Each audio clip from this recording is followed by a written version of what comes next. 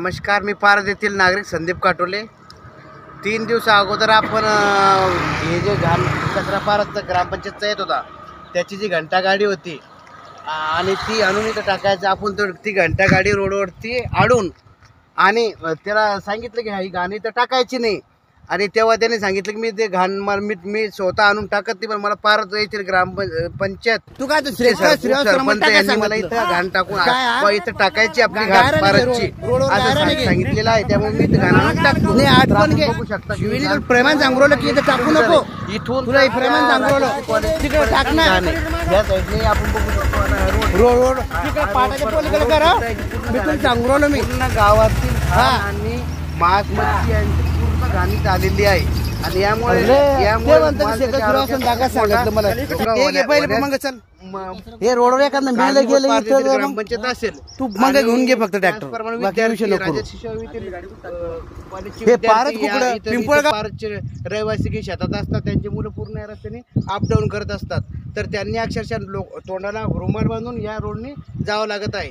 आणि मोटरसायकलवरची जे पण प्रवासी आहे ते ही घाण बघून त्यांनी अक्षरशः पारद येथील ग्रामपंचायत हे रोडवर एखादं मिळलं गेलं मी सुद्धा मग घेऊन घे फक्त घंटा गाडी आडून हे रोडवर एखादं मिळलं गेलं पिंपळगाव मग घेऊन घे फक्त त्याची आरेवारी एवढी होती की तो म्हणतो माझ्या पाठी मग पारद कुकडं पिंपळगाव तू काय श्रेयस टाका सांगत काय पारद पोलीस स्टेशन गायरा नाही रोडवर गायरा नाही शिंदे साहेब यांची नाही आठवण की सर प्रेमान सांगरोलं की इथं टाकू नको, तुला प्रेमान सांगरोलं तिकडे टाकणार व्यवस्थापन करण्यास सांगावं।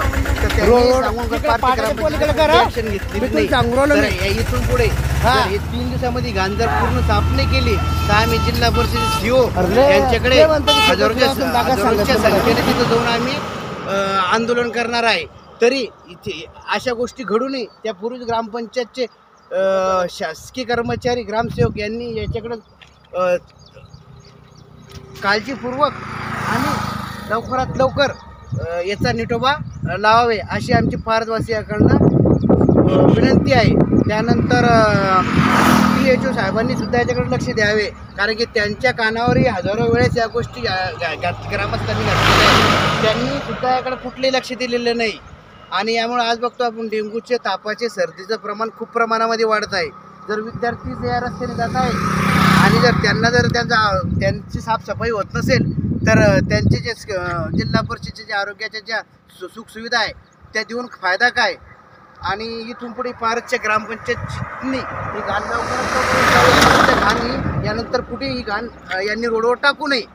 आणि ही आपण विषय खरा म्हटलं तर ही जी जमीन आहे ही पिंपळगाव अंतर्गत येते आणि पारदची जमीन तिकडे येते, पण पारद पिंपळगावचा विषय हा गावाचा विषय नाहीये।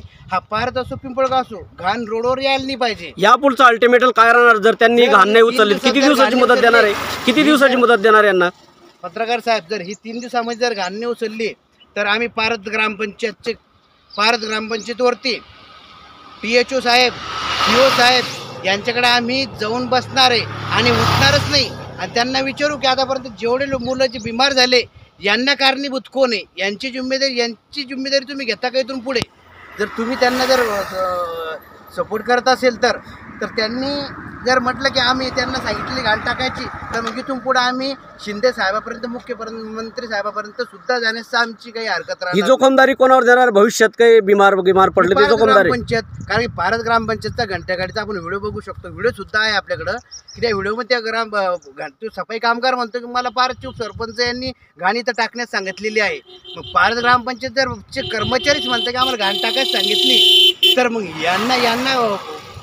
यांच्या पाठीवर हात ठेवणारे कोण? आणि सरपंच जर सांगतो गावाला काय सांभाळेल? उपसरपंच जर असं म्हणत असेल गावाची कशी काळजी घेणार आरोग्याची? एक महत्वाचं प्रेमान सांगरोलं की इथं टाकू नको, प्रेमान सांगरोलं तिकडे टाकणार